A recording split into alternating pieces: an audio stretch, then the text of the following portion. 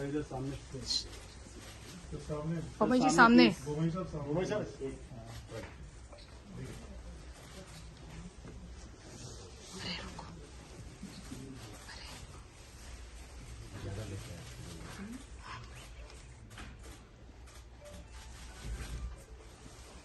गृहमंत्री और वरिष्ठ साथियों को आज यहाँ पर बुलाया था।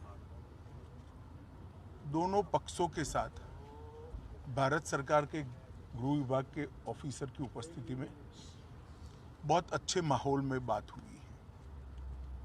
दोनों मुख्यमंत्रियों ने सकारात्मक अप्रोच रखा है और कुल मिलाकर इस बात पर सहमति हुई है कि डिस्प्यूट के रास्ते और डिस्प्यूट का समाधान लोकतंत्र के अंदर रोड पर नहीं हो सकता, संविधान सम्मत मार्ग से हो सकता है। तो अतः कुछ फैसले हुए हैं जो मैं आपको बताना चाहता हूं। सबसे पहले, जब तक सुप्रीम कोर्ट का इस बारे में निर्णय नहीं आता, कोई भी राज्य इसके बारे में एक दूसरे राज्य पर क्लेम या तो डिमांड जनरेट नहीं करेगा। दूसरा, दोनों राज्यों के मिलाकर दोनों ओर से 6 मंत्री बैठेंगे और इस पर डिटेल नीचे तक परकोलेशन किस प्रकार से हो, इसकी चिंता और चर्चा करेंगे। छोटे छोटे और कई मुद्दे भी हैं दो राज्यों के बीच में, जो पड़ोसी राज्यों में आमतौर पर देखे जाते हैं।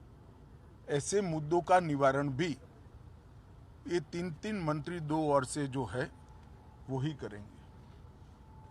दोनों राज्यों में कानून और व्यवस्था की परिस्थिति ठीक रहे, अन्य भाषाभाषी आबादी को या तो यात्रियों को या व्यापारियों को किसी भी प्रकार की परेशानी न झेलनी पड़े, इसके लिए एक सीनियर आईपीएस अफसर की अध्यक्षता में दोनों राज्य कमेटी बनाने के लिए सहमत हुए हैं, जो कानून और व्यवस्था को संविधान के हिसाब से ठीक रखने में प्रयास करेंगे।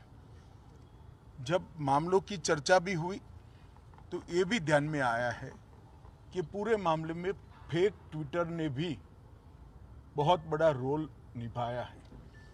कुछ फेक ट्विटर्स सर्वोच्च नेताओं के नाम से जनरेट किए गए और इसको फैला दिए गए हैं। और ये मामला बहुत गंभीर इसलिए है कि इस प्रकार के ट्विटर से दोनों ओर की जनता की भावनाएं उद्वेलित होती हैं और घटनाएं जन्म लेती हैं। तो तय हुआ है कि जहां जहां भी इस प्रकार के फेक ट्विटर के मामले सामने आए हैं, वहां पर एफआईआर रजिस्टर्ड की जाएगी और जिन्होंने किया है उसको भी जनता के सामने एक्सपोज किया जाएगा। तो एक बहुत अच्छा, एक प्रकार से सर्वसम्मत निर्णय आज की बैठक में हुआ है।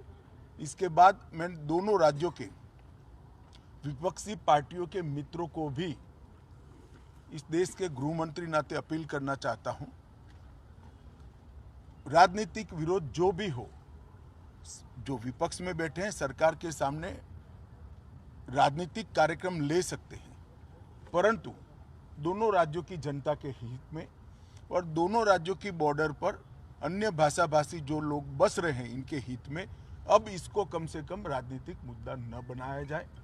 एक कमेटी जो बनी है वो कमेटी की चर्चा का आउटकम और सुप्रीम कोर्ट के फैसले का इंतजार किया जाए।